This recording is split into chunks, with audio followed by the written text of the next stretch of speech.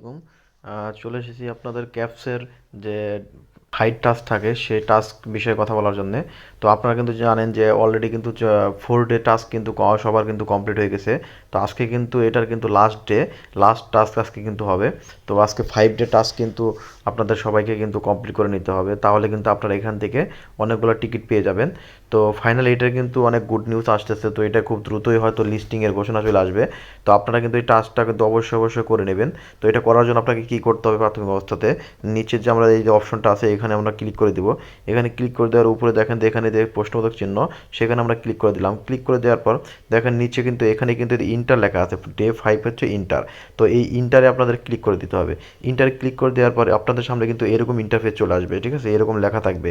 তো এরকম লেখা থাকার পর আপনারা কী করবেন, এই ফোনটা অবশ্যই আপনাদের কী করতে হবে, এই ফোনটা আপনাদেরকে আগে এখানে রোটেট করে নিতে হবে। তো এই যে অপশনটা দেখতেছেন আমি আপনাদের দেখাচ্ছি, এই যে রোটেট অপশন থাকে, এই রোটেট অপশন থেকে আপনারা কিন্তু ফোনটা কিন্তু অবশ্যই রোটেট করে নেবেন।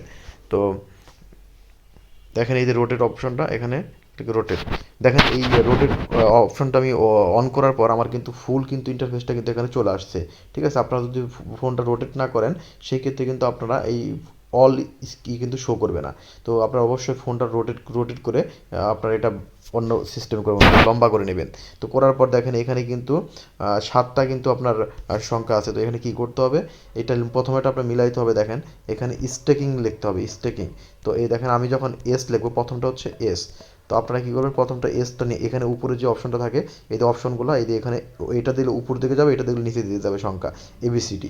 তো সেই ক্ষেত্রে আপনারা এখানে টাচ দিয়ে এই এসটা নিয়ে আসবেন। আর অবশ্যই যে সংখ্যাটা এখানে প্রয়োজন সেটা হলে কিন্তু এরকম যে আপনার ব্যাকগ্রাউন্ডটা কিন্তু সাদা হয়ে যাবে, ঠিক আছে, এস লেখছি ব্যাকগ্রাউন্ডটা কিন্তু সাদা হয়ে গেছে। দেখেন এটা অলরেডি এখানে এ হবে দেখে এটা সাদা হয়ে আছে। তাহলে এখানে কী হবে, টি। দেখেন এখানে যত মধ্যে টি না আসবে তত মধ্যে আমি এটা উপরে চাপতে থাকতেছি। তো এইভাবে আপনারা এখানে কী করবো, দেখেন এখানে কিন্তু টি চলে আসছে। তারপরে কী করব, এখানে হবে কে। তো আমি এখানে কে নিয়ে আসতেছি, দেখেন কে নিয়ে আসছি, এখানে কিন্তু সাদা হয়ে গেছে।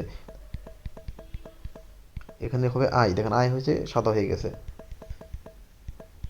দেখেন এখানে হবে এন,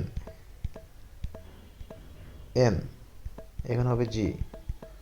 দেখেন এখানে জি, এটা কিন্তু এখন কিন্তু ফুল কিন্তু সাদা হয়ে গেছে। আপনারা দেখতে পাবেন যে এখানে কিন্তু ফুল সাদা হয়ে গেছে স্টেকিং।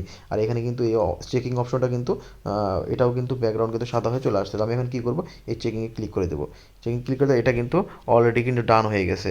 দেখেন এখান থেকে চলে গেছে। এখন আপনারা কী করবেন, এটা এটা আপনাকে এই করতে গেলে উপর থেকে যে রিলোড অপশনটা আছে, উপরে যে থ্রি ডটটা থাকে, এই যে উপরে যদি এই থ্রি ডটটা থাকে উপরে, এই থ্রি ডটে ক্লিক করে এখান থেকে আপনারা এদের রিলোডের অপশন আছে, এখানে আপনার পেজটা রিলোড করে নেবেন। পেজটা রিলোড করার পর এখানে কিছুক্ষণ ওয়েট করবেন।